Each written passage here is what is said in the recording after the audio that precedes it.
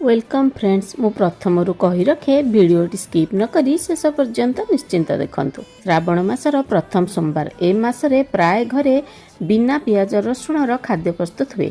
सेतिपाई मु आज बिना पियाज रसुणर आम ओडिशार संतुला बनैछि।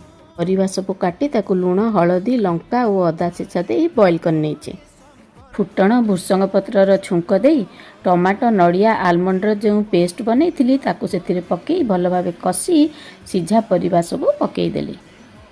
किछि कुनी कुनी बड़ी करी से सीझा तरकारी उपरे पकई किछि टाइम पई घोड़े छाड़ीदेली।